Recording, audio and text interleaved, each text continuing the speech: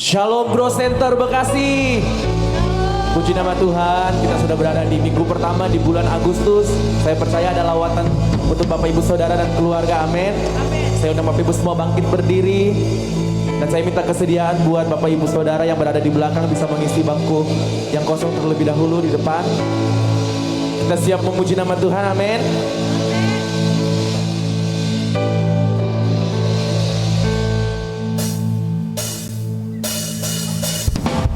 Kita sama-sama mau belajar lagu ini. Are you ready, church? Yang ready katakan woo!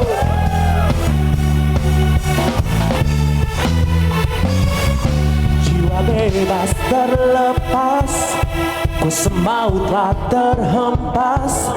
Nama Yesus pemenang, nama Yesus jawaban. Langkah takkan berhenti, berlari sampai akhir. Serukan tinggi namanya, serukan ajaib namanya. Roh Kudus membakar setiap kami. Naikkan pujian, mujizat terjadi. Mengalir kuasamu, nyalakan apimu. Ku nyanyi oh oh oh oh oh oh oh oh. Tercurah kuasamu, nyalakan apimu. Ku nyanyi oh oh oh oh. Keajaiban terjadi. Saya percaya keajaiban terjadi di sini, amin. Lebih semangat lagi Growth Center. Kita mau on fire sama Tuhan hari ini. Langkah takkan berhenti, berlari sampai akhir. Serukan tinggi namanya, serukan ajaib namanya. Roh Kudus membakar setiap kami.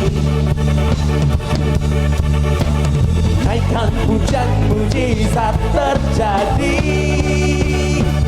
Mengalir kuasamu, nyalakan apimu. Ku nyanyi oh oh oh oh oh oh oh. Tercurah kuasamu, nyalakan apimu. Ku nyanyi oh oh oh oh. Keajaiban terjadi. Everybody clap your hands. Come on. Kita sama-sama bersepakat bersorak buat Tuhan Yesus. Amin. Sama-sama katakan oh oh oh oh oh. Lebih semangat Growth Center. Oh oh oh oh. Yang sebelah kiri suaranya oh oh oh oh oh. Yang di tengah oh oh oh oh oh.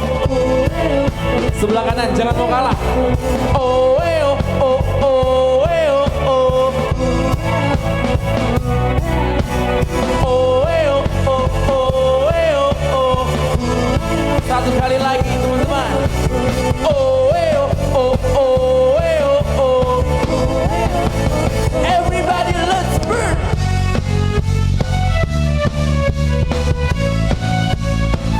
Sebab roh kita mau menyala-nyala hari ini.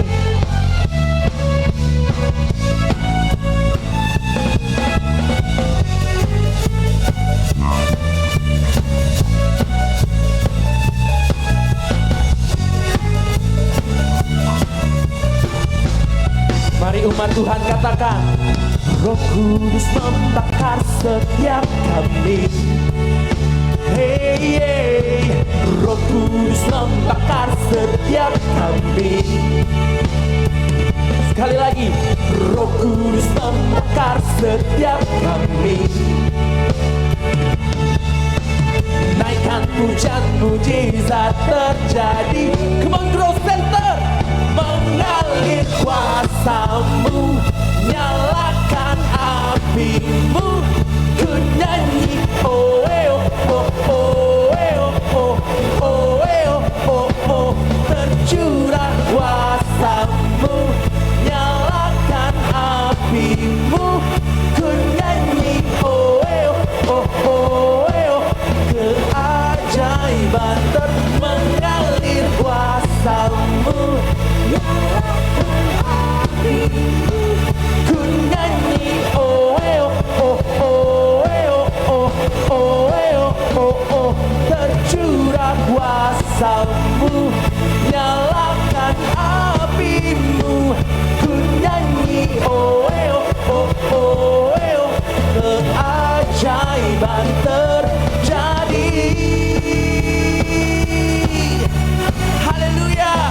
Kemuliaan buat Tuhan Yesus. Wow. Haleluya. Masih bersuka cita, amin. Masih mau lagi. Mengalir kuasa-Mu, nyalakan api-Mu.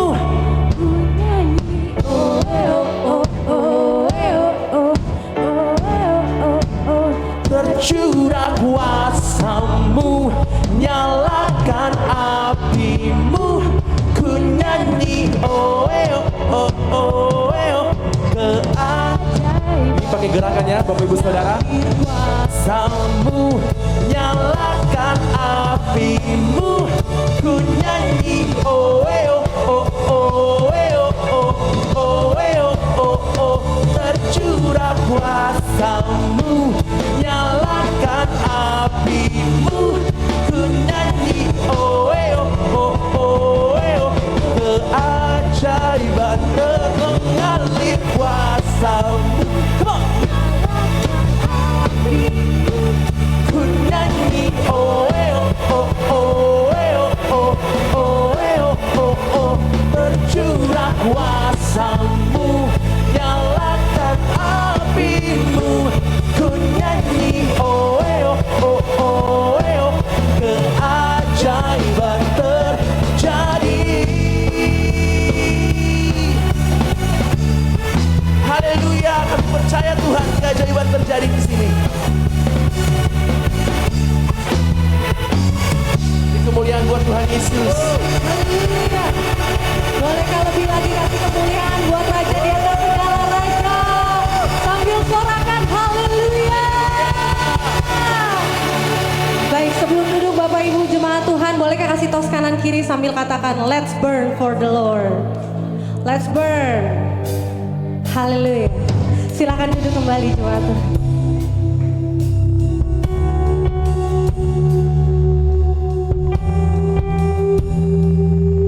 Terima kasih Tuhan Yesus.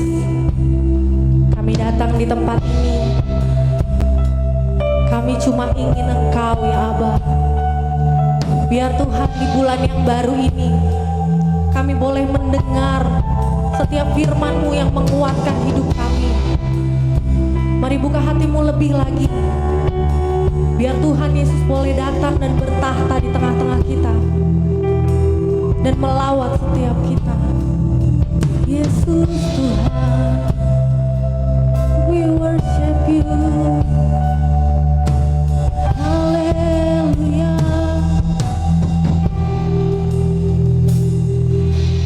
Thousand generations falling down in worship, sing the song of ages to the Lamb. And all who've gone before us, and all who will believe, will sing the song of ages to the Lamb. Your name is the highest, your name is the greatest, your name stands above them all. All thrones and dominions, all powers and positions, your name stands above them all. And the angels cry, holy, all creation cry, holy, you are lifted high, holy, holy forever.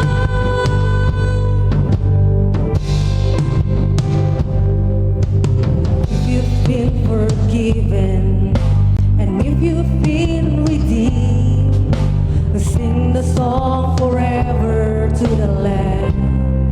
And if you walk in freedom, and if you walk in freedom, and if you bear His name, we'll sing the song forever to the Lamb. We will sing the song forever and amen. And the angels cry,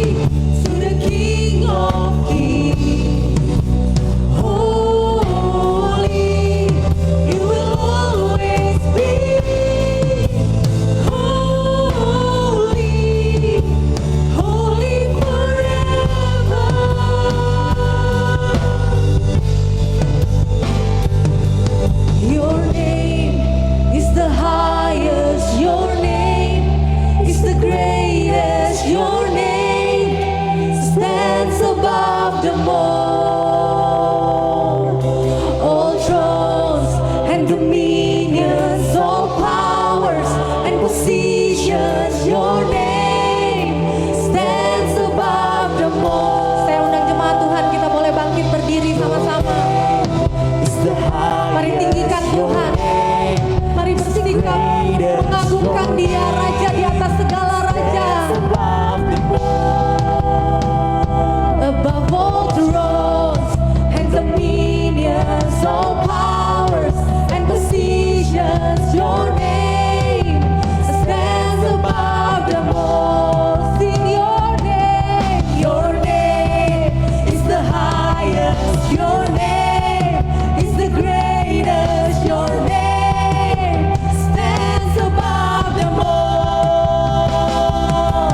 On thrones and dominions, all powers and positions, your name stands above them all. And the angels cry, holy, all creation cries, holy, you are lifted high, holy, holy forever. Yes, you are holy, Lord. Hear your people sing. Holy to the King of Kings. Holy, you will always be. Holy, holy forever. Come sing one more time, and the angels just cry. Holy, all creation's cry. Holy, you are lifted high. Holy, holy forever. Hear your people sing. Holy to the King of Kings. Holy, you will always be. Holy, holy forever. And the angels cry, holy, all creation's cries, holy, you are lifted high, holy, holy forever. Hear people sing, holy to the King of Kings. Holy, you will always be. Holy, holy forever.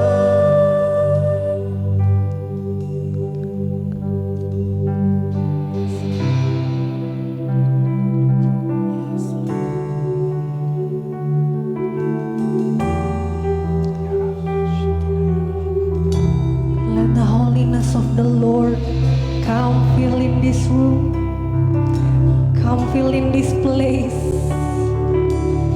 Kekudusan-Mu Tuhan ada di tempat ini.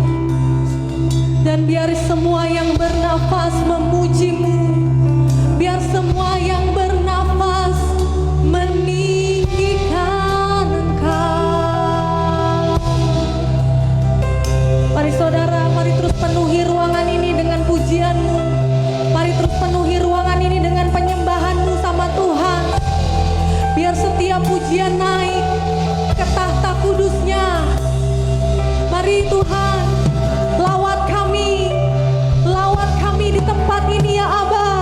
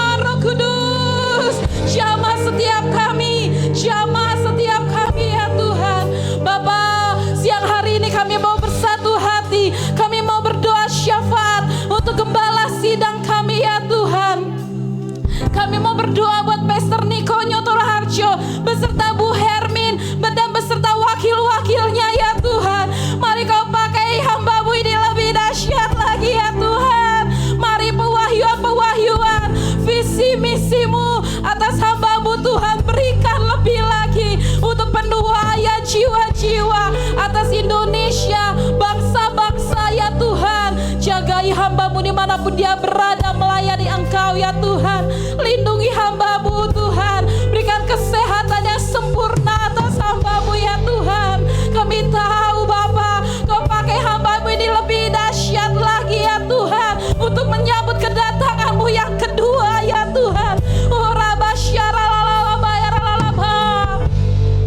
Kami mengangkat tangan kami berdoa buat gembala kami, buat Pastor Andy dan Pastor Lia Cokro ya Tuhan. Mari Kau pakai hamba-Mu ini lebih dahsyat Tuhan, untuk membawa GC Bekasi, GC Jakarta dan GC Manado, membawa revival, membawa penuaian, membawa keselamatan ya Tuhan.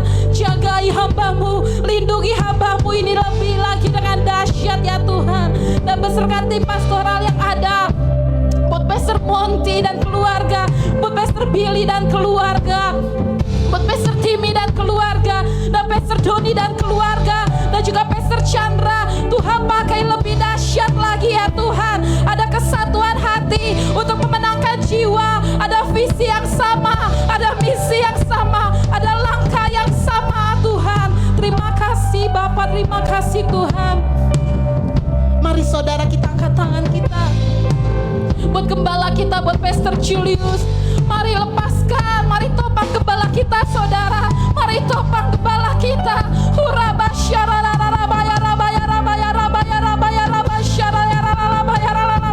Tuhan, kami lihat akan ada revival atas tangan hamba-Mu Tuhan, buat generasi ya Tuhan. Kami lihat penuaian yang besar. Kami lihat Kau akan pakai hamba-Mu ini lebih dahsyat lagi Tuhan. Mari lindungi, jagai hamba-Mu ya Tuhan, beserta keluarga besar ya Tuhan. Kami percaya ya Bapa, akan ada penuaian jiwa-jiwa atas Bekasi melalui hamba-Mu. Melalui hamba-Mu akan ada revival atas Bekasi. Ada kegerakan yang besar, ada kegerakan yang besar Tuhan. Kami akan melihat penuaian jiwa-jiwa yang besar Tuhan melalui hamba-Mu ya Tuhan. Terima kasih Bapa. Mari kita berdoa buat rumah kita yang lagi dibangun. Mari lepaskan berkat, mari lepaskan nubuatan. Ada rumah berkat, rumah mukjizat, rumah penuaian, rumah pertobatan, rumah keselamatan ya Tuhan. Kami berdoa saat ini pembangunan ya Bapa. Tuhan turun campur tangan. Setiap dana yang dibutuhkan kami percaya Tuhan yang cukupkan semuanya. Tuhan yang cukupkan semuanya ya Tuhan. Kami akan melihat di rumah ini akan ada revival, di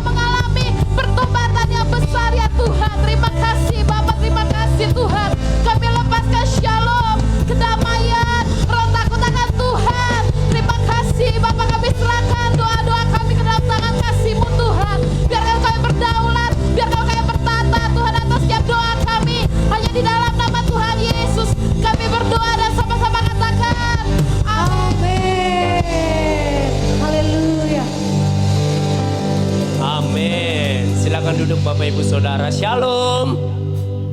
Shalom. Puji Tuhan, kita udah masuk di bulan Agustus, bulan kemerdekaan. Coba tengok kiri kanannya sambil senyum. Udah pasang bendera belum? Gitu coba. Coba. Kayaknya ada yang belum ya. Diingatkan kembali, pasang bendera di depan rumah. Oke, Growth Center Bekasi rindu sekali menyambut jemaat Tuhan yang baru pertama kali ibadah di tempat ini. Jika ada boleh lambaikan tangannya. Adakah yang baru pertama kali beribadah di tempat ini? Ada? Ada? Tidak ada untuk minggu ini. Oke, puji Tuhan. Kalau Bapak Ibu mungkin sebelum-sebelumnya belum pernah mengisi Hello Card, bisa mengisi Hello Card, nanti ada di GC Info di depannya.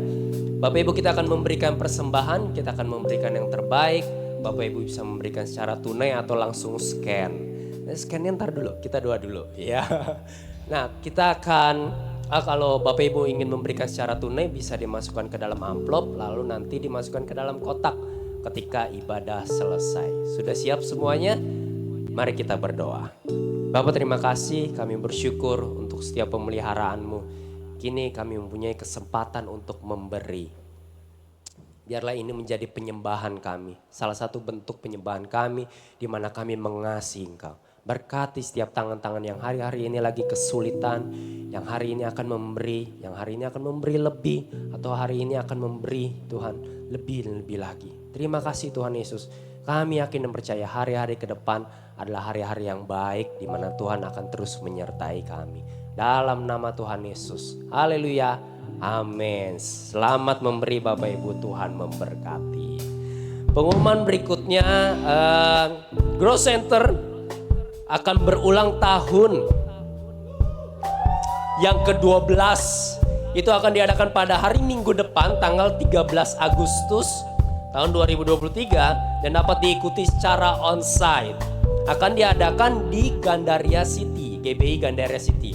Hanya 2 kali ibadah. Ya, itu jam 10.30 dan jam 4 sore. 10.30 itu Bapak Ibu harus melalui registrasi karena tempatnya terbatas sekali dan akan dilayani oleh Pendeta Dr. Insinyur Niko Nyotora Harjo atau Gembala Sidang dari GBI Gatot Subroto. Hanya di jam 10.30 ya. Nah, pendaftarannya akan dibuka jam 12 siang nanti. Bapak Ibu bisa langsung ke bio Instagram dari @growcenter_church. Nah, lalu di jam 4 sorenya akan diadakan Grow Revival Night, malam pujian penyembahan. Ini akan diadakan secara tanpa pendaftaran, onsite juga. Jadi hanya 2 kali ibadah minggu depan. Tapi tetap Bapak Ibu ada ibadah di tempat ini ya. Lalu berikutnya akan dibuka kelas bimbingan pranikah GBI Gandaria City secara online. Ini sudah mulai, itu mulai hari Rabu 2 Agustus kemarin. Seminggu hanya 1 kali aja. Dan bagi pasangan yang akan menikah atau diteguhkan wajib mengikutinya. Bapak Ibu, pernikahan itu sulit banget, tapi bahagia banget juga. Jadi Bapak Ibu harus khususnya bagi pasangan yang akan menikah, yuk ikut kelas bimbingan pranikah. Untuk informasi dan pendaftaran langsung menghubungi GC Info di depan. Berikutnya penting banget, ini mulai minggu depan tanggal 13 Agustus Grow Children hanya akan diadakan 1 kali ibadah saja, yaitu pada jam 11 siang Grow Children. Lalu jam 9-nya itu akan ada Grow Youth. Ya, Grow Youth jam 9, Grow Children jam 11 siang. Demikian pengumuman Bapak Ibu, Tuhan Yesus memberkati. So good, Andrea, so good. Ya, saudara, mari sama-sama kita boleh bangkit berdiri, saudara. Boleh bangkit berdiri, dan hari ini udah lama banget saya nggak ngerasain family time kita bisa mengeluarkan handphone saudara. Mari keluarkan handphone saudara. Kita akan foto selfie dengan semua saudara yang ada di ruangan ini. Keluarkan, buka aplikasi untuk fotonya saudara. Udah lama banget kan? Udah lama banget kan? Ayo mari buka handphonenya, buka fotonya yuk. Dan kita akan mulai foto dengan semua keluarga besar Growth Center Bekasi. Dimulai dari sekarang saudara. Mari keluarkan fotonya saudara, berfoto sama-sama yuk. Berempat, berenam, bertujuh, Ber-12, it's okay. Come on.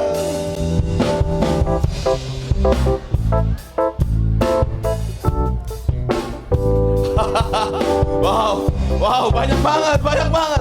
Ada iPhone, oh, ada merek-merek keren. Come on, buka yang kerennya. Ayo yang di online di YouTube. Come on, sama-sama lihat keluarga yang ada di Growth Center Bekasi. Wow. Yang mau ke London foto juga, yang mau ke Manado foto juga. Wah. 5, 4, 3, 2, 1. Kasih tepuk tangan buat semua yang di sini, saudara. Luar biasa. Luar biasa. Jadi minggu depan tetap ada ibadah di tempat ini, saudara. Selesai ibadah yang mau ikut ke Gancit, monggo bareng-bareng. Ada kuasa dalam darahnya, darah domba Allah. Dan ada kuasa dalam darahnya, darah anak domba Allah. Ayo sama-sama katakan. Dan ada kuasa dalam darahnya, darah domba Allah. Ada kuasa dalam darahnya, darah anak domba. Yo, yang pria saja katakan. Ada kuasa dalam darahnya, darah domba Allah. Dan ada kuasa dalam darahnya, amin. Yo, yang wanita, ada kuasa.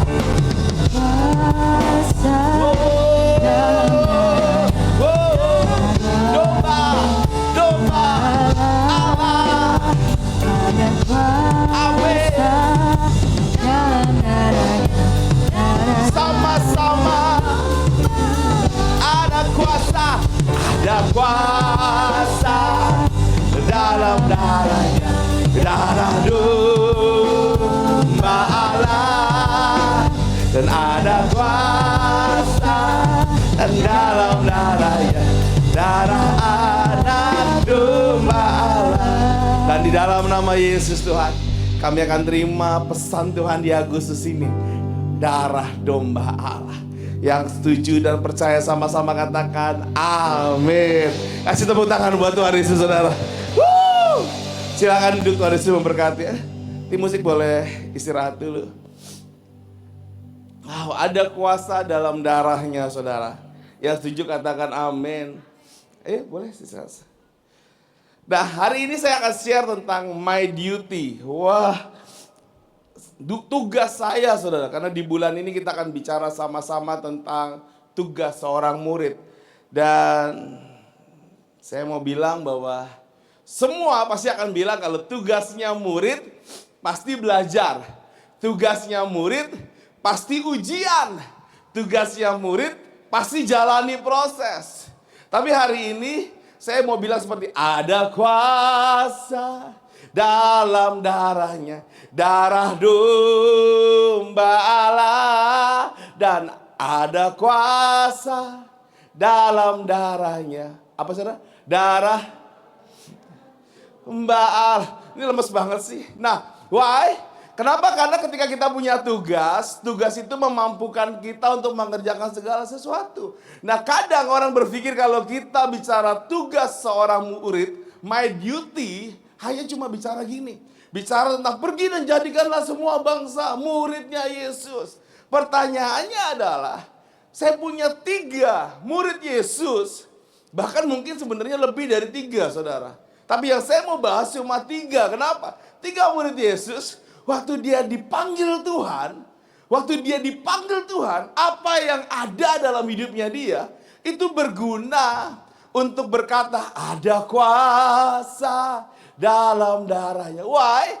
Karena 3 orang rasul ini berjalan bukan dalam ketidakmengertiannya, tapi berjalan karena apa yang Tuhan kasih sama hidupnya, itu dia bisa pakai dan aplikasikan sama hidupnya. Nah, saya mulai bicara tentang yang namanya Lukas. Katakan sama-sama Lukas. Lukas sang dokter. Wih, banyak orang cuma baca kisah Lukas dan gak tahu kalau dia dokter.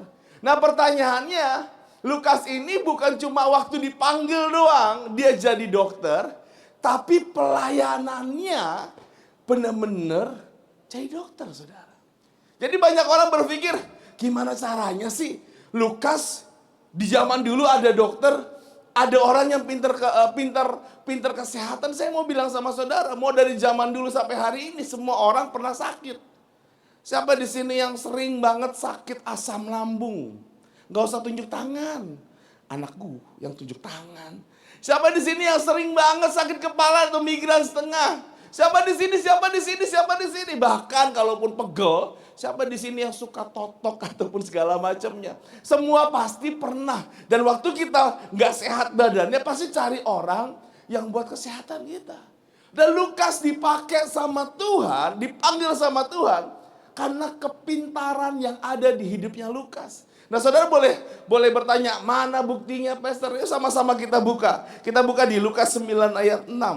Lalu pergilah mereka dan mereka mengelilingi segala desa sambil memberitakan Injil. Kalimatnya sambil memberitakan Injil. Dan menyembuhkan orang sakit di segala tempat. Saudara bayangkan, ini Lukas nih.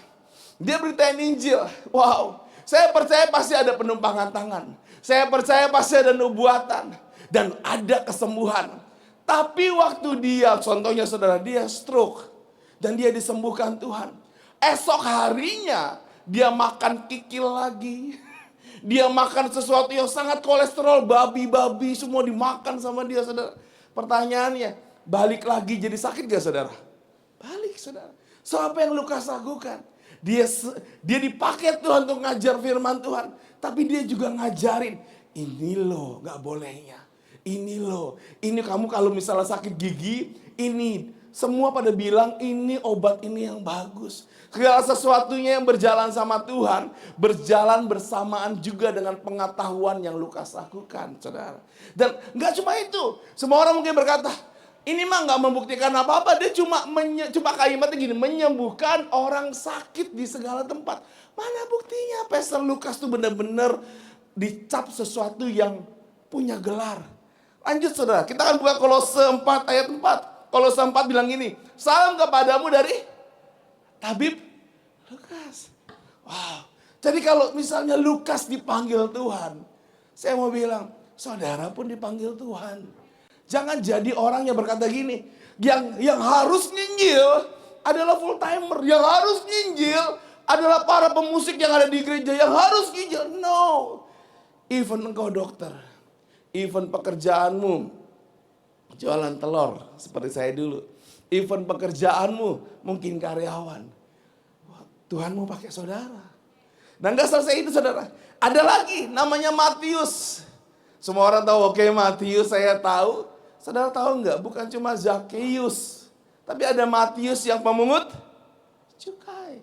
Dan waktu Matius pemungut cukai, waktu dia dipanggil Tuhan, Matius 9 ayat 9 berkata seperti ini. Setelah Yesus pergi dari situ, ia melihat seorang yang bernama Matius duduk di rumah cukai. Lalu ia berkata kepadanya, ikutlah aku. Maka berdirilah Matius lalu mengikut dia. Kalimatnya keren dan sederhana. Kayak, kok Matius gampang banget ya. Tapi saya mau bilang Matius itu karena dia pemungut cukai, uangnya banyak, saudara. Kenalannya banyak. Jadi waktu Yesus, contohnya saudara, Yesus bersama murid-muridnya datang ke sebuah kota, Matius pasti punya kenalan yang banyak yang berkata gini, boleh enggak? Teman-temannya kan pasti bilang gini, ini rumahku boleh buat tempat tinggal nih. Why? Karena Matius berhubungan dengan orang-orang yang seperti itu, saudara. Kepake, saudara. Sehingga waktu bicara tentang pajak, Matius yang berjalan dan berkata, harus bayar. Yesus yang berkata, harus bayar. Yang gak mau siapa, saudara? Ada satu yang gak mau bayar. So, Tuhan pakai Matius bukan karena ilmunya yang tentang bicara tentang apa, saudara? Bicara tentang pemungut cukai itu dilepaskan, enggak, saudara? Segala sesuatu yang dipelajari itu kepake di masa lalu, di sekarang, dan di masa depan, saudara. even engkau seorang pemungut cukai. Nggak berhenti saudara. Ada Petrus, istilahnya bahasa saya ini saudara, yang pertama itu profesi banget. Yang kedua menuju sedikit PNS. Yang ketiga wira swasta nih saudara. Wira swastanya apa? Petrus. Petrus ngapain? Nelayan saudara. Ya kayak saya tukang telur. Siapa di sini yang wira swasta? Boleh angkat tangan ya, wira swasta. Yang punya toko sendiri, boleh angkat tangan? Ada Pak Edi, Pak Edi punya toko sebenarnya. Ada lagi. Chandro punya Indomarko ya, Chan ya. Siapa lagi di sini? Siapa lagi di sini? Oh, RG punya penampungan anjing yang buat luar biasa tuh. Saudara, pengusaha juga dipakai. Jadi bukan cuma yang kerja di negeri, bukan cuma profesi, bahkan engkau yang cuma wira swasta yang mungkin berkata gini, aku kan gajinya nggak bisa ditebak, 30 hari gajianku. Saudara, itu yang terjadi. Petrus pun mengalami hal yang sama di Matius 4 ayat 18 sampai 19. Demikianlah firman Tuhan. Dan ketika Yesus sedang berjalan menyusuri danau Galilea, melihat dua orang bersaudara, Simon yang disebut Petrus dan Andreas saudara. Mereka sedang menebar jala di danau sebab mereka penjala ikan. Yesus berkata kepada mereka, "Mari ikutlah aku dan kamu akan kujadikan penjala manusia." Even waktu Yesus disalib, mereka balik lagi untuk jadi penjala, saudara. Tapi kalau saudara berkata gini, buat apa sih Yesus panggil mereka? Ini logistiknya, saudara. Murid-murid Yesus jalan, waktu mereka lapar, dia cuma tinggal mancing. Waktu mancing, nggak perlu keluar duit, malah bisa menemukan uang dalam ikan, saudara. Saudara, ini yang terjadi. Dan why saya mau bilang ini?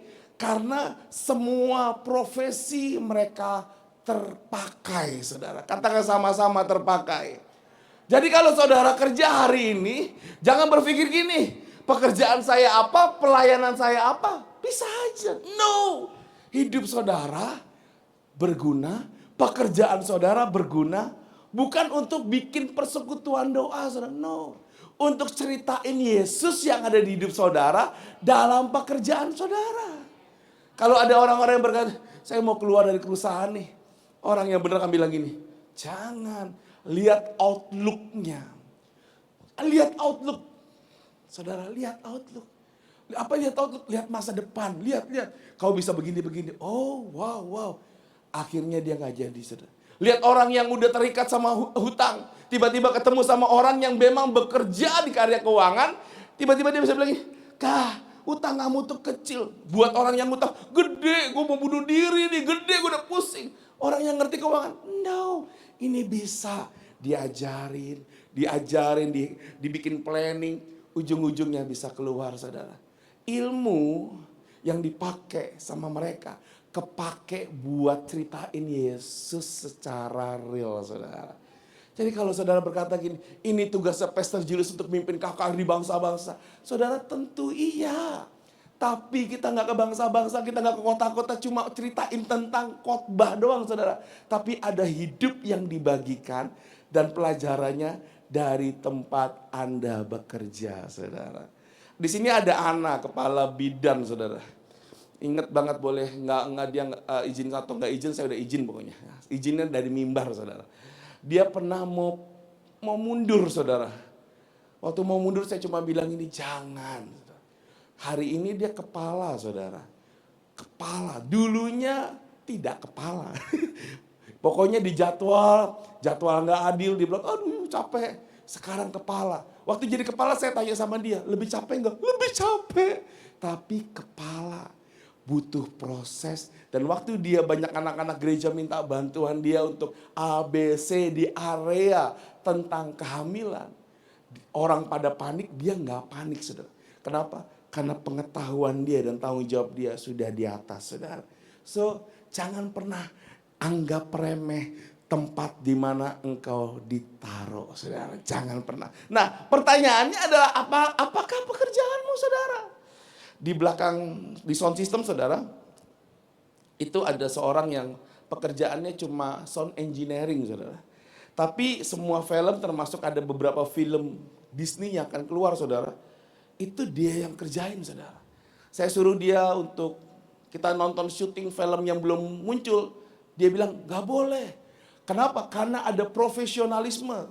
Yaitu Koko tuh gak mau ngebajak, Koko mau lihat gratisan sesuatu yang belum muncul di bioskop. Gak boleh. Tapi saya mau bilang gini sama saudara. Pekerjaan dia bisa membuat film itu ada rasanya atau nggak ada rasanya. Kenapa saudara? Karena berhubungan dengan kuping kita. Pertanyaan saya adalah, apa pekerjaan saudara? Apakah ada yang minder dengan pekerjaan saudara berkata gini, Tuhan nggak bakal bisa pakai saya, pekerjaan saya rendah banget. Kerja di pabrik, karyawan. Saudara, yang main keyboard itu pemimpin PD di sebuah pabrik saudara. Di sebuah pabrik saudara. Dan puji Tuhan hari ini dia di posisi yang cukup baik saudara. Pertanyaannya pernah pengen mundur? Pernah, kita semua pada pengen mundur saudara. Kenapa? Karena kita berpikir antara tugas jadi murid Yesus dengan pekerjaan kita. Kadang kita gak nyambung. Sekali lagi saudara, tugas kita adalah ceritain tentang apa yang Tuhan lakukan. Dan itu memberkati banyak orang saudara. Apa yang apa saudara? Tuhan lakukan. Apa yang Tuhan lakukan saudara? Nah kita akan mulai saudara. Tuhan menyalakan hidupmu dan keahlianmu. Bukan kalimat gini. Tuhan menyalahkan. Enggak ada saudara. Ini Tuhan menyalahkan. Loh kenapa menyalahkan? Kenapa saudara? Karena hidup saudara dan keahlian saudara itu penting. Kalau hari ini. Tadi pagi kita punya sedikit trouble saudara. Karena seminggu yang lalu ada kejadian di mana sebuah sistem agak sedikit terkotak-katik karena anak kecil saudara. Sehingga tadi ada pagi ada, wah ini gak bisa nih, kita harus gak usah pakai lighting aja karena kejadian tersebut saudara. Tapi karena kami belajar untuk bukan menyalahkan, tapi menyalakan sebuah api di mana, yuk kita coba yuk, kita trial, kita coba kita trial. Saudara selesai dan bagus. Why? Karena bukan cuma tentang menyalahkan, tapi berani untuk mengerjakan sesuatu yang kadang orang lain gak berani kerjakan, saudara. Itu namanya tanggung jawab, saudara. Dan saudara bisa lihat hari ini semua lighting berjalan normal. Kalimatnya gini, Pastor kita gak ngeliat. Memang gak perlu lihat, kenapa saudara? Karena Tuhan menyalakan kehidupanmu dan menyalakan sesuatu yang ada di hidupmu. Saya kenal seorang yang, mohon maaf orangnya saya gak tahu ada di sini atau enggak. Tapi dia hidupnya dari laundry saudara. Tahu nggak saudara, banyak orang kalau ngomongin laundry, untungnya berapa sih? Kecil tuh, kecil. Kecil-kecil saudara udah punya mobil saudara. Dan dia dapat begitu banyak mujizat, kenapa kan saudara? Karena hotel-hotel yang kirim ke dia saudara. Dan saya cuma bilang ini, orang lain boleh menganggap respek rendah pekerjaan saudara. Tapi saya mau bilang enggak, kalau Tuhan taruh saudara di pekerjaan tersebut, itu Tuhan lagi nyalain kepercayaan diri saudara. Untuk apa saudara? Jadi berkat saudara. Katakan sama-sama jadi berkat.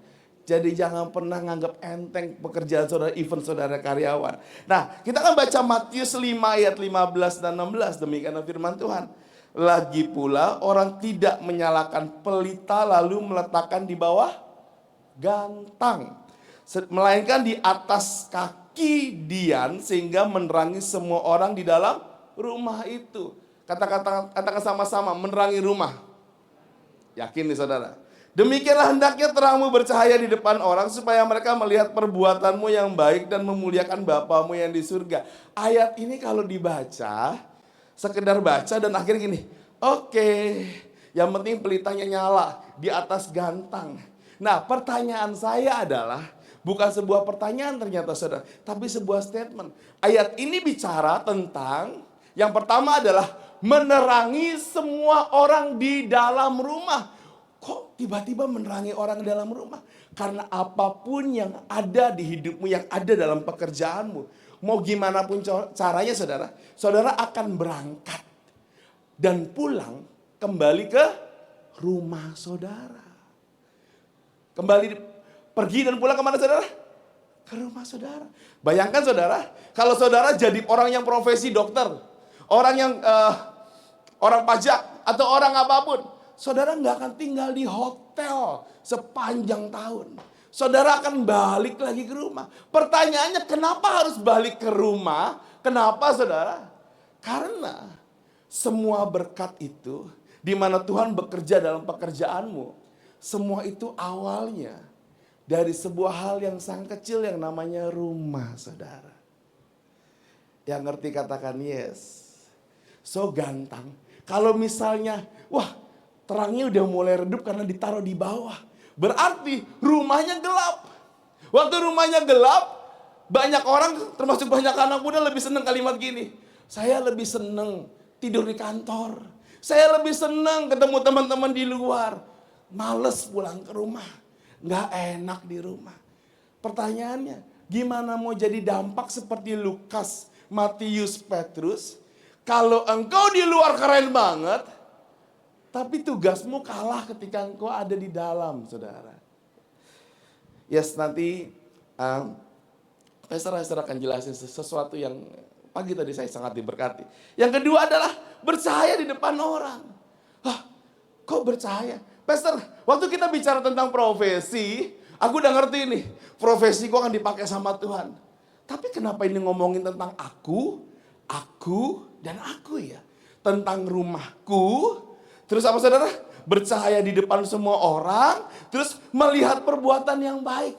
Kan itu semua bicara tentang aku. Yes, saudara. Why yes? Karena ketika saudara dipakai Tuhan di area profesi, saudara, damai sejahtera itu bisa hilang kalau rumahmu nggak asik, saudara. Setuju nggak, saudara? Suami, walaupun dia khotbah, walaupun dia lagi bawain seminar keren-keren, waktu istrinya di rumah lagi cembetut, saudara, nggak maksimal, saudara. Kepala sama roh kepisah, saudara. Kalau lagi pacaran terus tiba-tiba, lagi berantem, saudara, kerja nggak enak, saudara. Kenapa? Ada yang ganjal, saudara. That's it. Dan pertanyaannya, saudara, Pastor, lalu kenapa ini jadi sebuah tugas yang penting? Karena ketika engkau mau dipakai Tuhan, engkau dipakai Tuhan bukan cuma untuk sesuatu yang kelihatan sama orang, saudara. Tapi semua itu dimulai dari dirimu sendiri, saudara. Saya mau bilang, saudara itu penting, saudara. Bukan cuma buahnya yang penting, saudaranya itu penting. Kalian tuh penting buat Tuhan. Bukan cuma buahnya. Percuma kita khotbah menangin 2.000 orang, 5.000 orang. Percuma engkau pergi jadi dokter dan nulisin resep untuk sebuah kegiatan sosial dan tiba-tiba keluargamu hancur, saudara. Tiba-tiba anakmu gak ngomong sama kamu. Tiba-tiba. Dan kau berkata gini, ini perbuatan setan, ini perbuatan iblis, ini serangan iblis, ini semua rencana iblis untuk menghancurkan kami. No, saudara. Itu dimulai dari saudara ngerti tugasnya saudara. Tuhan tidak pernah bikin tugas cuma ke hilir. Dia bikin tugas dari hulu ke hilir, saudara. Dari ujung ke ujung, saudara. Tuhan bikin tugas untuk kita sukses. Pertanyaan Pastor ngomong gini, Pastor tahu gak sih susahnya tentang bicara tentang rumah? Saya tahu tentang tugas saya sebagai hamba Tuhan, saya ngerti. Saya tahu tugas saya sebagai profesional, saya ngerti. Tapi Pastor, tahu gak sih Pastor yang Pastor khotbahin itu susah banget, susah. Kenapa? Kalau kita bicara tentang rumah, gak semua orang rumah saya itu setuju dengan saya. Gak semua orang di rumah saya itu karismatik seperti saya. Gak semua orang seperti saya yang ngerti tentang tujuannya Tuhan. Saudara, setiap keluarga punya perjuangannya masing-masing. Setuju? Setuju, saudara? Semua keluarga punya perjuangan masing-masing. Di tempat ini ada Lisia, state manager yang ada bersama-sama saya dari awal, saudara. Bukan dari gereja ini, bahkan dari komunitas. Dia gak mudah, saudara. Dan bukan hanya Lisia, ada beberapa anak yang keluarganya bahkan tidak satu kepercayaan, saudara. Gimana, Pastor, gimana? Saya mau bilang sama saudara, kita bicara sama-sama yuk. 1, 2, 3. Tugasku. Katakan sama-sama. Tugasku. Katakan sama-sama. Tugasku. Tugasku apa, Pastor? Tugasku tuh ngapain? Ya kita akan sama-sama baca di Lukas 4 ayat 18, 19. Kita baca sama-sama ya saudara. 1, 2, 3. Roh Tuhan ada padaku. Oleh sebab ia telah mengurapi aku untuk menyampaikan kabar baik kepada orang-orang miskin. Dan ia telah, dimulai dari situ saudara. Artinya apa, Pastor? Karena roh Tuhan ada di hidup saudara. Saudara tuh bisa memenangkan orang miskin. Dan memenangkan orang miskin bukan tentang uang saudara. No. Ketika saudara di rumah, saudara responnya baik. Bisa mulai ngebantu mama, ngebantu papa, ngebantu semua yang ada. Udah menyenangkan, membangun menyenangkan saudara. Saudara, your gift itu akan ngalir. Dan bikin orang-orang yang miskin, apa saudara? Miskin itu bukan bicara uang saudara. Miskin pengampunan. Miskin penerimaan, miskin karena kemarahannya membabi buta. Saudara ada di situ. Dan tahu nggak saudara, Tuhan tuh ngutus saudara ke situ. Dan tahukah saudara, hasilnya apa? Hasilnya adalah untuk memberitakan pembebasan kepada orang-orang tawanan dan penglihatan bagi orang-orang yang buta, untuk membebaskan orang-orang yang tertindas, untuk memberitakan tahun rahmat Tuhan telah datang.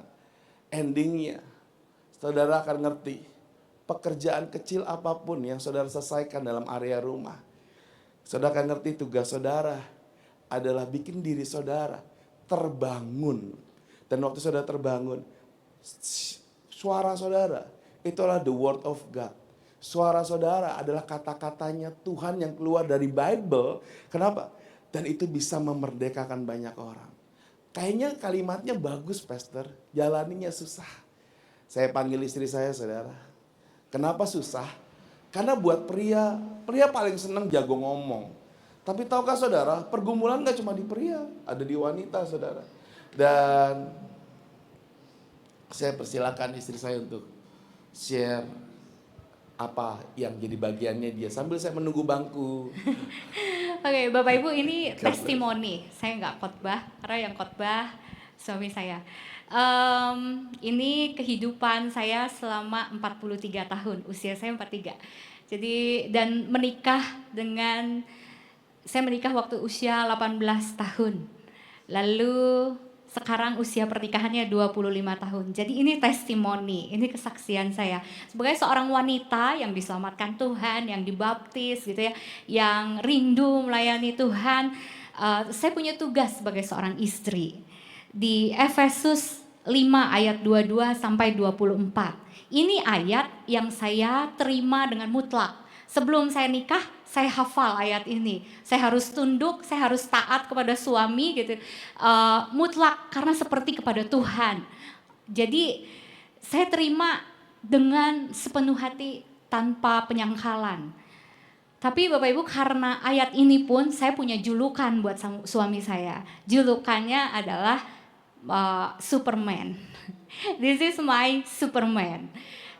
Karena suami saya super baby hiu. Karena suami saya super manja, Bapak Ibu.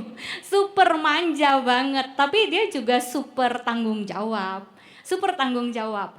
Kalau makan harus diambilin. Kalau mau nambah, nunggu diambilin nasinya. Enggak bakal makan nambah kalau nasinya enggak diambilin. Super manja, ya enggak. Tapi juga super tanggung jawab. Dan super rebahan. Paling suka rebahan. Pokoknya lihat bangku rebahan gitu.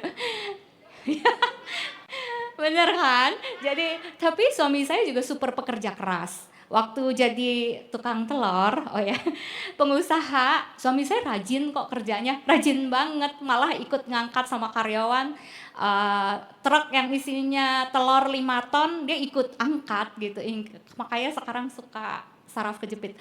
Jadi karena pekerjaannya dulu kasar gitu ya. Nah, terus suami saya juga super ceria, tapi super pemarah Bapak Ibu. Oh my goodness. Super otoriter ternyata gitu. Tapi dia super sayang sama saya kok. Kok ini rasanya dibuka mobil ya? Ini masuk YouTube loh.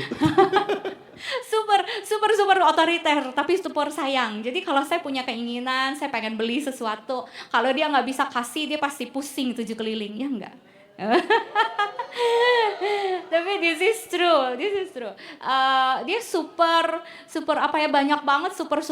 Maka buat saya dia adalah Superman. Super nyebelin. Super nyebelin tapi juga super nyenengin gitu. Karena I enjoy my life sebenarnya gitu ya, walaupun super nyebelin.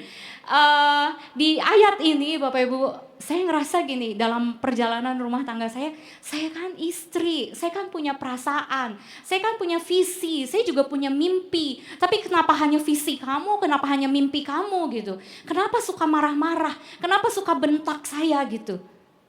Kenapa saya harus jadi seperti orang nomor 2 di rumah ini? Kenapa kasta saya lebih rendah? Saya suka ngomong sesuatu yang nyakitin suami saya. Kalau bisa lebih nyakitin, saya cari yang lebih nyakitin. Saya berusaha untuk menyampaikan isi hati saya. Saya menuntut posisi sebagai seorang istri. Karena suami kan kita harus tunduk sama suami. Jadi kalau suami saya adalah kepala dan saya harus nunduk, saya juga nuntut posisi. Karena saya seorang istri. Kamu harus kasih posisi istri kepada saya harus disayang, saya harus dingertiin, kamu harus mau dengerin saya kalau ngomong, kamu harus mau perhatiin, karena kan saya paling ngerti sama kamu, saya paling hafal, kamu batuk artinya apa saya tahu, kamu bohong saya tahu, kamu lagi marah tapi ketawa saya juga tahu, saya juga hafal gitu, saya nuntut posisi saya. Dan kondisi ini bikin saya banyak pahit hati sama suami. Tidak tersampaikan. Akhirnya saya menemukan cara untuk menyampaikan isi hati saya dengan perang dingin, Bapak Ibu Saudara. Dan saya pikir saya pasti jadi pemenang. Ternyata tidak. Jadi gini, saya kalau mau ngomong gak bisa, saya ngambek aja. Ngambek setengah hari, gak mempan, ya 1 hari. Nggak mempan, tambah lagi sampai malam. Suami saya paling nggak betah kalau saya diem marah gitu ya. Tapi kita nggak pernah pisah kamar, tetap satu kamar. Kalau nggak mempan 1 hari 1 malam, ngambeknya sampai besok. Saya pikir saya menang. Jadi kalau misalnya dia udah mulai nggak marah gitu, mulai ngalah gitu ya, tanya gitu, terus mulai ajak saya ke mall gitu, wah saya menang ternyata. Tapi pikir kalau misalnya saya udah bisa ngomong seenak saya bisa ngutarain emosi saya udah bisa ngomong apapun yang saya mau gitu ya, saya bisa marah. Saya pikir setelah dia mengalah saya menang, ternyata tidak. Dengan cara saya berperang dan memenangkannya, ternyata saya nggak menang. Karena kalau saya menang, saya jadi arang. Kalau saya kalah, saya jadi abu. Pada kenyataannya suami saya nggak bisa menerima semua perkataan saya.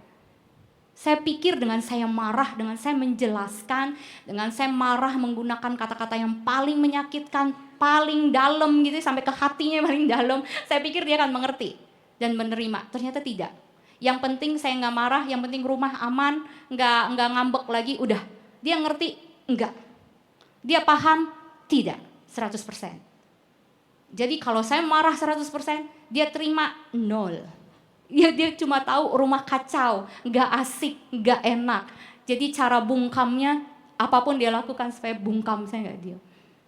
Wow, kita akhirnya punya kehidupan masing-masing. Kita cari kehidupan kita sendiri. Yang penting saya bikin dunia saya sendiri.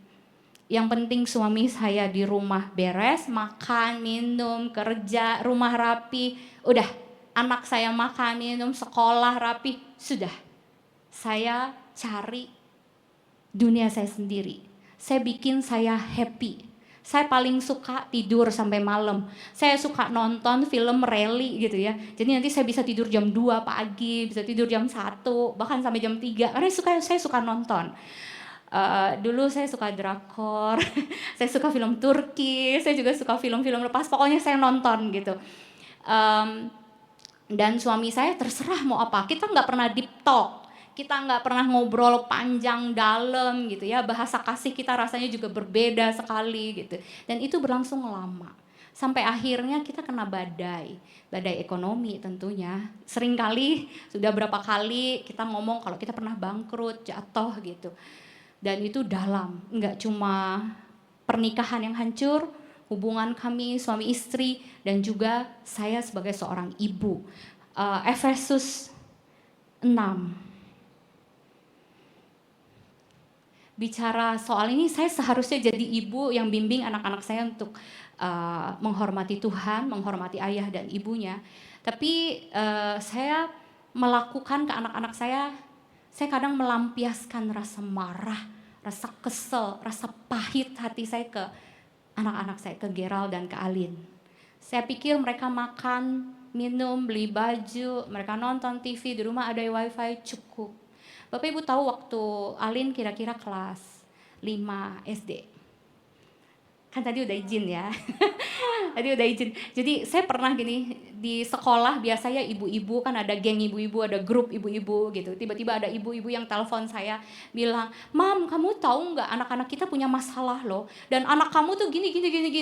Wah, saya terbakar banget ibu-ibu. Begitu anak saya pulang, saya nggak tanya, saya nggak ajak ngobrol, saya cuma marahin. Saya marah banget. Waktu itu papanya lagi di luar kota. Lagi pelayanan di Tanjung Balai kalau nggak salah. Saya marah sama Alin, saya marah banget, saya nggak tanya kenapa dek, ada apa, kamu bikin apa, teman kamu kenapa, perasaan kamu apa, tidak. Saya marah, saya ocehin, bikin malu, kamu ngapain sih ikut campur urusan orang, kenapa kamu mesti belain teman kamu dan bla bla bla bla bla gitu. Wah, itu hari dimana saya kesel banget, saya cabut semua poster-poster di kamarnya, saya marah banget, saya marahin dia habis-habisan. Saya tumpahin semua rasa kesel saya. Waktu itu dia masih kelas 5 SD. 5 SD. Dan waktu itu rasanya hubungan kami seperti putus gitu ya. Mulai dari hari itu, saya bukan best friend-nya, saya bukan boro-boro jadi best friend gitu ya. Udahlah, yang penting yang ada aja di rumah. Sebagai anak dia pasti nurut, sebagai anak dia pasti taat. Saya sama Gerald juga sering banget marah-marah, sering banget saya bikin kecewa gitu. As a mother, saya gagal Bapak Ibu melakukan hal ini. Dan sebagai seorang istri, pastor, waktu itu kita melayani juga sebagai gembala gitu. Untuk jadi seorang gembala, yang paling penting adalah mengasihi Tuhan, mengasihi jiwa-jiwa. Tapi saya nggak bisa mengasihi jiwa-jiwa, mengasihi jemaat, karena saya toh tidak mengasihi orang-orang yang ada di rumah saya. Saya cuma nuntut posisi sebagai seorang istri, posisi sebagai seorang ibu. Saya minta dihargai, minta dihormati, minta dimengerti, tapi saya tidak peduli sama mereka. Saya nggak pernah deep talk, nggak pernah mau tahu gitu. Jadi boro-boro saya bisa mengasihi jemaat, karena mengasihi suami dan anak-anak aja saya nggak bisa, Bapak Ibu Saudara. Tapi puji Tuhan dengan badai yang kami alami gitu, kita bisa dapat kesempatan kedua untuk kembali mulai dari nol sebagai suami istri, sebagai orang tua, bahkan sebagai gembala. Puji Tuhan banget, Tuhan bawa, Tuhan didik, Tuhan mulai kami dari nol. Kita belajar benar-benar, yang paling penting, yang paling pertama dilakukan adalah bukan saya ngobrol sama suami saya gini, ayolah kita perlu konseling, ayolah kita perlu ngomong nih, no, yang paling pertama saya lakukan adalah duduk, diam, doa, merenung, berkaca diri, banyak memuji, menyembah Tuhan, banyak baca Alkitab. Karena dari situ saya ngaca. Dari situ tuh Tuhan, waktu kita doa, Tuhan seringkali bawa kita kepada perenungan seperti apa diri kita sebenarnya. Jadi saya lebih banyak ngaca, lebih banyak lihat diri saya sendiri. Oh ternyata saya seperti ini, ternyata saya suka gini ya, ternyata saya salah loh, ternyata A, B, C, D, E.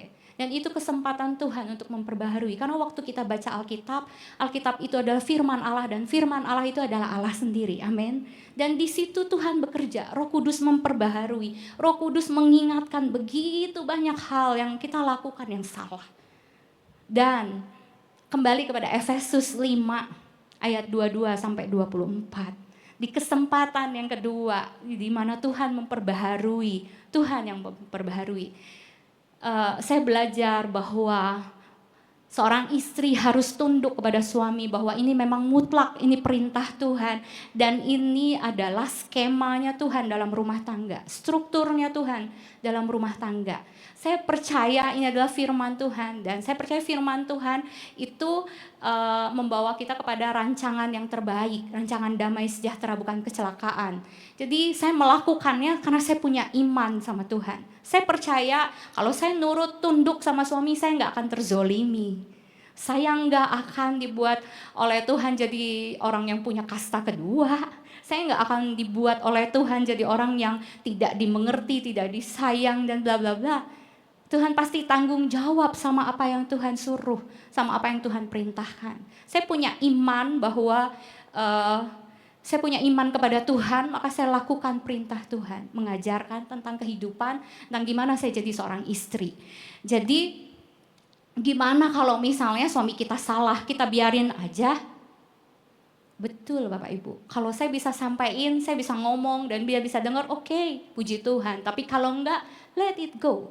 Bukankah rumah, home itu adalah tempat kita jadi apa adanya, dan tempat di mana kita punya kesempatan, tempat kita di mana kesalahan itu adalah normal. Asal bertobat. Amin. Jadi kalau suami saya salah gimana? Kan ada Tuhan. Tuhan yang tanggung jawab. Yang penting kalau saya tahu ini salah nih, saya ngomong. Tapi kalau nggak didengerin, ya nggak apa-apa. Toh belum tentu juga saya benar. Toh saya juga punya banyak kesalahan. Saya juga kalau punya salah kan saya maunya dimaafin. Saya maunya diampuni dan dikasih kesempatan lagi. Jadi saya lakukan hal yang sama. Nanti kalau rumah tangganya bahaya dan gimana, enggak Bapak Ibu. Tuhan tanggung jawab. Tuhan tanggung jawab sama firman-Nya. Toh iman saya kepada Tuhan, bukan kepada suami saya. Iman saya kepada Tuhan. Tuhan bertanggung jawab atas firman-Nya. Jadi saya kembali kepada firman, saya kembali untuk sepenuhnya mempercayai Tuhan, mempercayai suami saya. Lalu gimana kalau suaminya nggak berubah? Dia berubah Bapak Ibu. Puji Tuhan, di kesempatan yang kedua yang Tuhan kasih ini, so many things yang Tuhan ubahkan, nggak dikira-kira, nggak disangka-sangka sama saya gitu. Apa yang nggak pernah saya pikir, apa yang nggak pernah timbul di hati saya itu yang terjadi. Tuhan yang mengubahkan suami saya, bukan saya. Kita nggak bisa ubahin orang, apalagi suami.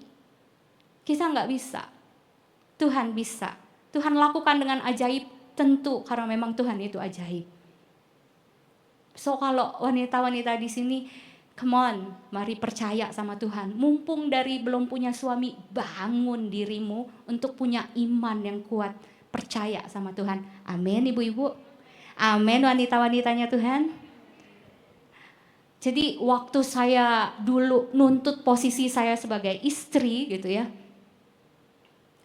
Saya sibuk untuk nuntut posisi istri, sedangkan saya tidak menjadikan diri saya istri yang cakap.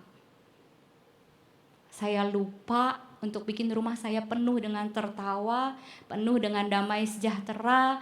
Walaupun makannya hari ini nasi goreng, besok nasi goreng, besok telur ceplok, besok telur dadar, besok telur balado. Seharusnya it's okay gitu ya. Tapi saya sibuk minta posisi. Yang seharusnya kita lakukan, kita melakukan firman Tuhan. Yang seharusnya kita lakukan firman Tuhan. Firman Tuhan ajarin jadi istri yang cakap. Jadi istri yang bangunnya pagi, siapin makanan, bikin rumahnya adem, tenang gitu. Jadi di rumah begitu mereka melangkah keluar dari pintu rumah ke kantor, ke pekerjaannya, ke sekolah, ke kampusnya, happy. Damai sejahtera. Saya kepengen suami saya dianggap orang, dihargai orang. Kan kalau suami saya dihargai orang, dianggap orang, saya juga dihargai. Tapi buktinya saya nggak lakukan itu gitu. Kan karena di rumah saya tuntut terus. Bukannya justru sebaliknya. Yang kita lakukan firman Tuhan. Jadi istri yang cakap, siapin rumah dengan baik seperti Amsal 31. Nanti Bapak, Ibu-ibu bisa baca.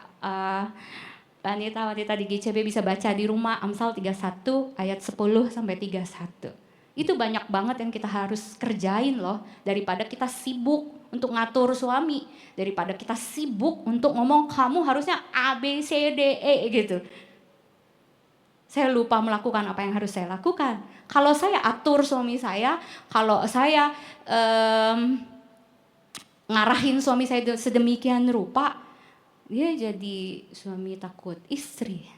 Dia jadi Tuhan juga angkat tangan. Kan kamu udah lakukan. Tuhan gak turun tangan untuk lakukan. Kan udah ada, kamu lakukan aja. Tapi kalau saya serahin suami, anak saya kepada Tuhan, maka Tuhan turun tangan. Toh saya juga melakukan firman Tuhan. Saya bisa minta sama Tuhan untuk bertanggung jawab atas firman-Nya. Amin. Sebagai seorang ibu, saya belajar karena zaman ini kan berkembang. Efesus 6. Karena zaman ini berkembang, anak-anak kita berkembang, anak-anak kita adalah anak-anak yang bukan gini dalam tanda kutip anak saya gitu. Tapi anak ini adalah anak yang diciptakan Tuhan, dibentuk Tuhan, diberikan Tuhan visi, diberikan Tuhan misi. Mereka hanya anak-anak yang dititipkan supaya kita bisa bimbing mereka jadi seperti yang Tuhan mau. Jadi seperti yang Tuhan mau, bukan seperti yang saya mau, bukan seperti yang suami saya mau, tapi seperti yang Tuhan mau. Maka dari itu as a parents kita akan belajar terus menerus. Gak bisa pakai pola yang lama karena zamannya berubah. Pengaruh zaman ini berubah. Kalau kita terus pakai pola yang lama gak bisa. Cuma ada satu yang pasti yang bisa kita terapin adalah firman Tuhan. Selebihnya biar mereka belajar sendiri dan kita menemani anak-anak kita. Satu hari Alin pernah bilang gini, karena Alin ini duduk di depan, kan udah izin, udah ngomong. Jadi saya ngomong gini, satu hari dia punya masalah sama temennya, terus saya tanya kan, gimana gitu, terus dia bilang ya gitu deh gitu, itu kan sesuai doa mama kan katanya gitu deh jadi gitu. Terus saya bilang gini, enggak lah, ngapain mama doain kamu yang begituan, masih banyak yang harus didoain, Bekasi Utara, Bekasi Timur, Bekasi Selatan, bangsa-bangsa dari Indonesia dengan semua pulau-pulaunya itu yang harus saya doakan, saya bilang gitu. Tapi anak-anak kita di tangan Tuhan. Anak-anak kita di tangan Tuhan. Jadi seperti yang Tuhan mau. Saya nggak mau kendalikan sepenuhnya. Kan ada Tuhan, ada Roh Kudus. Jadi waktu dia bilang, Tuhan jadi yang seperti mama mau. Enggak lah, ngapain mama nggak doa itu? Saya bilang gitu, enggak, bener. Tapi saya seneng sih dengan kejadiannya, walaupun dia sedih. Walaupun dia sedih, nggak apa-apa, cuma berapa hari. Beres habis itu. Dan Bapak Ibu, hari-hari ini saya menikmati hidup saya sebagai seorang istri, sebagai seorang ibu tanpa mengendalikan. Lepaskan kendali dan berbahagialah. Saya menikmati, saya enjoy, saya nggak perlu tuntut, saya punya visi loh, saya punya perasaan loh, saya punya keinginan loh, saya punya mimpi loh. Terus sekarang saya menikmati semuanya. Saya menikmati tugas saya sebagai seorang ibu. Saya menikmati tugas saya sebagai seorang istri. Kalau dulu istri tukang telur, sekarang istri pendeta, istri gembala. Berikutnya, Yohanes 21 ayat 15 sampai 17 kita kembali. Ini kemarin dikhotbahkan oleh Pastor Wilson tentang Simon, apakah engkau mengasihi aku, maka gembalakanlah domba-dombaku. Sampai 3 kali Tuhan tanya. Ini belajar tentang gimana mengasihi jiwa-jiwa, mengasihi orang-orang di sekeliling. Kalau saya udah belajar mengasihi suami dan anak-anak, even though, walaupun apapun, walaupun beda, walaupun nggak seperti yang saya mau, tetap mengasihi apa adanya. Saya bisa mengasihi jemaat, bisa mengasihi Bapak Ibu Saudara semua. Mimpi saya sama, kalau anak-anak saya dari rumah keluar, Gerald harus jadi seorang pria yang nantinya jadi imam yang berhasil buat keluarganya. Gerald bisa kerja dengan gaji yang gede gitu harapan saya. Alin juga bisa jadi wanita yang bisa melakukan apa yang Tuhan mau dalam hidupnya. Demikian juga saya rindu di rumah ini Bapak Ibu Saudara jadi pekerja, jadi ayah, jadi ibu, jadi anak, semuanya menikmati, semuanya berhasil. Amin. Kalau enggak bisa saya jadi seorang ibu gembala. Tuhan ajarin mengasihi Tuhan lebih daripada apapun. Dan mengasihi Tuhan pun harus dengan hubungan kepada Tuhan. Mengasihi Tuhan gak cuma sekedar dia Tuhan, jauh di sana gitu, tanpa hubungan, tapi mengasihi Tuhan dengan hubungan. Jadi membangun hubungan sama Tuhan, itu yang paling penting, itu yang bisa bikin kita menerima ajaran-ajaran Tuhan tentang kehidupan. Toh Alkitab itu semuanya sekarang kan Alkitab ya. Jadi semua kita bisa belajar kehidupan dari sini semuanya. Tapi kalau nggak punya hubungan sama Tuhan, kita nggak mungkin bisa belajar kehidupan dari Tuhan. Amin. Jadi Bapak Ibu, kalau hari ini kami berdua boleh menyampaikan firman Tuhan, intinya supaya kita semua paham tugas kita sebagai seorang murid Tuhan, sebagai seorang yang sudah diselamatkan, dibaptis, kita belajar pada firman Tuhan, perintah-perintah Tuhan tentang kehidupan. Matius 28 ayat 19 sampai 20.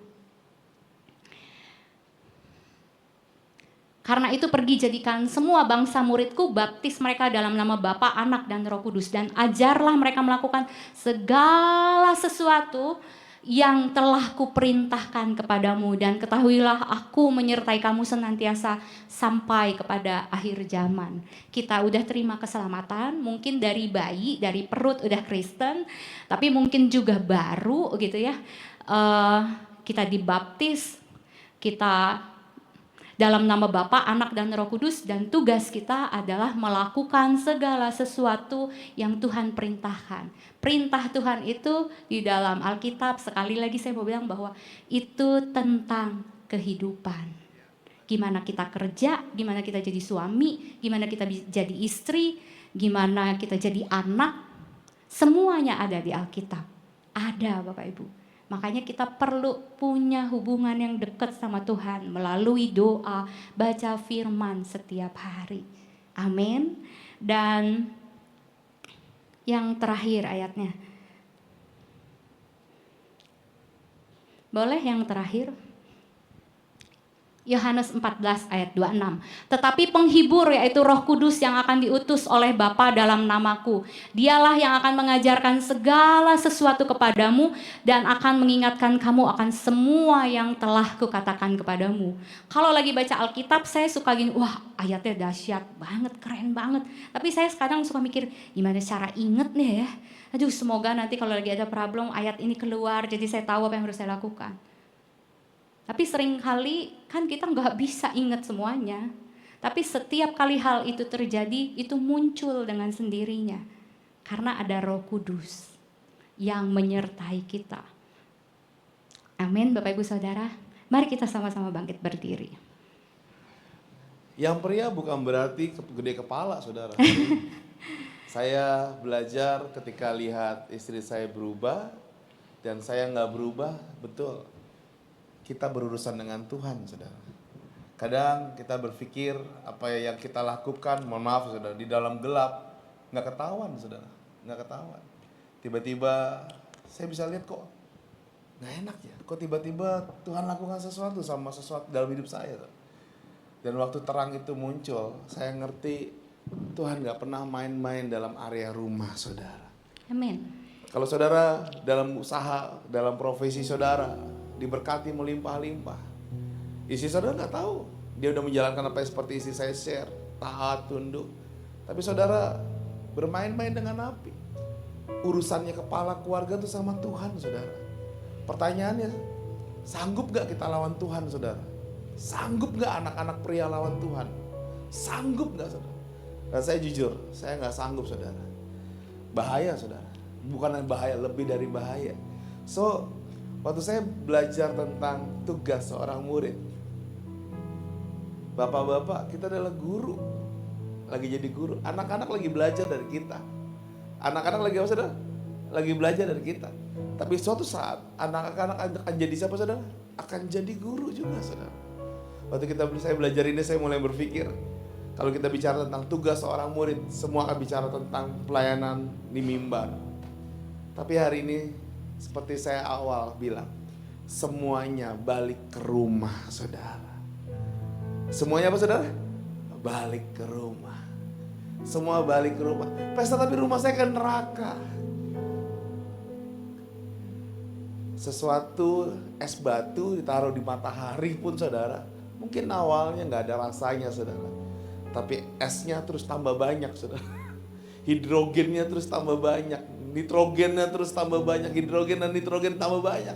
Hasilnya jadi bagus saudara. Ada oksigen. Butuh waktu saudara. Tapi yang kami nggak punya waktu pastor. No. Tugas kita sebagai murid bukan cuma percaya. Jadi berkat bukan di luar saudara, dimulai dari rumah. Dan waktu rumah sehat, kerjaanmu sehat, tanpa perlu teriak-teriak tentang penginjilan. Orang akan bilang gini, wow, boleh gak aku sharing sama kamu tentang yang aku hadapi? Wow, aku boleh gak? Kau Tuhan yang memegang janjimu, takkan pernah meninggalkanku sendiri dalam kesesakan. Kau Tuhan yang ada di sampingku saat badaiku, tahu Engkau selalu sertaku. Reve bilang gini saudara, dan Kau yang memegang diriku, Kau yang memeluk diriku, ku percaya kepadamu. Sekali lagi saudara katakan, dan Kau yang memegang hidupku, Kau yang memeluk diriku, ku percaya kepadamu. Waktu Lukas tahu hal ini, waktu Matius tahu hal ini, waktu Petrus tahu hal ini, dia melangkah jauh lebih ringan, jauh lebih jadi berkat. Why? Karena keluarganya ngedukung dia saudara. Keluarga mereka ada di belakang mereka dan bersama-sama mereka saudara. Siapa di sini yang percaya rumahmu akan jadi jauh lebih indah sama Tuhan dan jadi kesaksian saudara. Yang percaya katakan yes. Yang percaya katakan yes. Wow, sama-sama tutup mata yuk. Kau Tuhan yang memegang janjimu, takkan pernah meninggalkanku sendiri dalam kesesakan.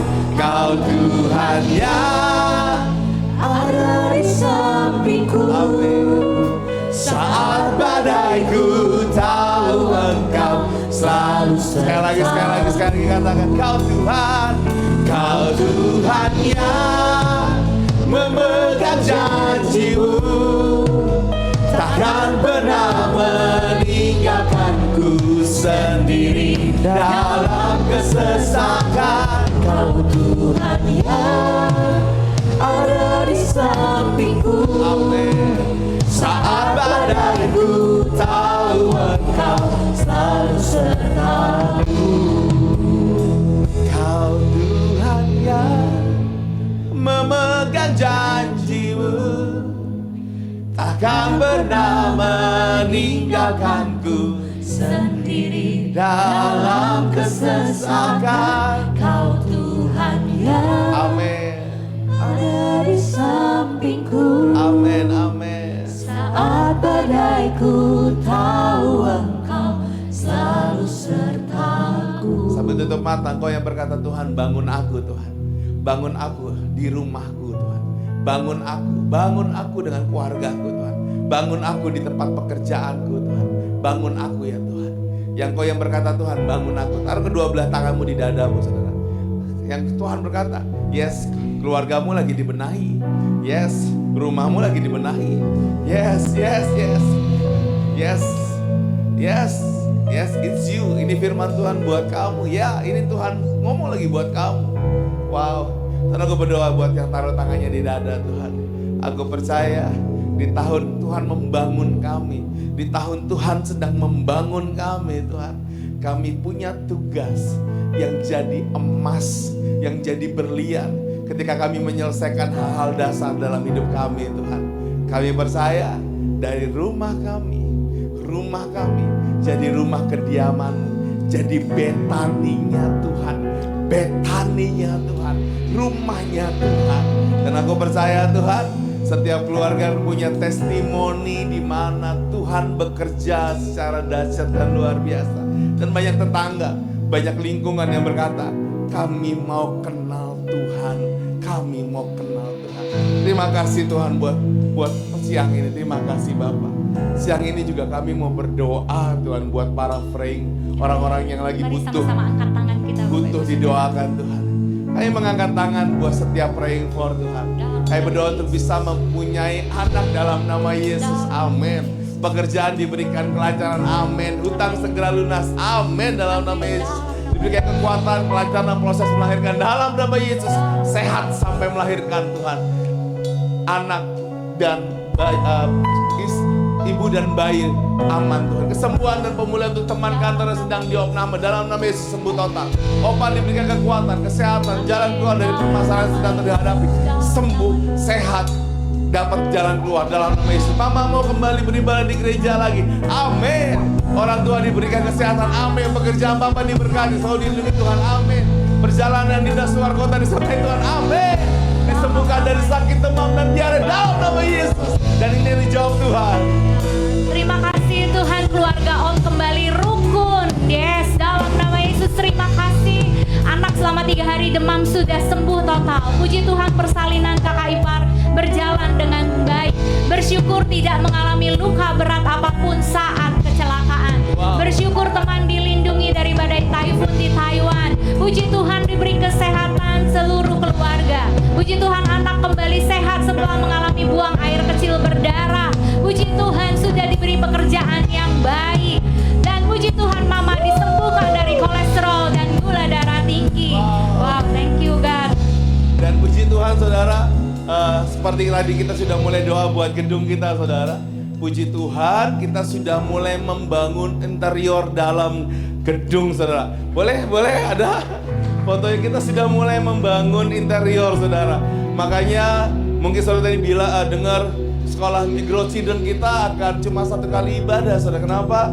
Karena kita mulai packing saudara. Dan saya minta maaf kalau selama beberapa minggu ke depan saudara mungkin ibadahnya nggak terlalu nyaman, karena kita akan berusaha untuk saudara tetap nyaman. Tapi semua perlengkapan ini akan pelan-pelan akan pindah ke gedung baru. 8 Oktober kita akan ibadah perdana peresmian Di gereja Growth Center Bekasi kembali saudara. Dan saya percaya ini rumah di mana jadi rumah kita saudara. Saya percaya akan ada rumah yang jauh lebih besar. Tapi rumah itu bukan cuma tentang gedung, tapi saudara. Rumah itu dari saudara. Amin. Saudara makin besar kapasitasnya. Amin. Yang bekerja naik posisi dan jadi berkat buat sekeliling saudara. Jadi berkat apapun kesulitannya, even apapun juga saudara bisa punya jalan keluar untuk memberikan sesuatu. Saudara, gereja ini membangun saudara. Jadi saya percaya blessing Tuhan ada saudara. Kau Tuhan yang memegang janji-Mu, takkan pernah meninggalkanku sendiri dalam kesesakan. Kau Tuhan yang ada di sampingku saat badaiku, tahu Engkau selalu serta. Kau yang memegang, Kau yang memegang hidupku, Kau yang menolong diriku, ku percaya kepada. lagi dengan iman. Kau yang memegang, Kau yang memegang hidupku, Kau yang menolong diriku, ku percaya. sekali lagi saudara, sekali lagi dengan iman. Kau yang memegang, Kau yang memegang hidupku, Kau yang menolong hidupku, ku percaya kepadamu. Kau Tuhan yang Memegang janji-Mu, amin, takkan pernah meninggalkanku sendiri dalam kesesakan. amin. Kau Tuhan yang Ada di sampingku amin. saat badaiku, Mari buka kedua belah kamu saudara. selalu sertaku. Diberkatilah kedua belah tanganmu. Diberkatilah langkah perjalananmu. Diberkatilah apa yang kau buat di kantormu, di rumahmu, dimanapun kau berjalan. Tuhanlah penjagamu, Tuhanlah naunganmu di sebelah tangan kananmu. Matahari tidak menyakiti engkau pada waktu siang atau bulan pada waktu malam. Tuhan akan menjaga engkau terhadap segala kecelakaan. Ia akan menjaga nyawamu. Tuhan akan menjaga keluar masuk mulai sekarang dan sampai selama-lamanya. Yang percaya sama-sama katakan amin. Tuhan Yesus memberkati.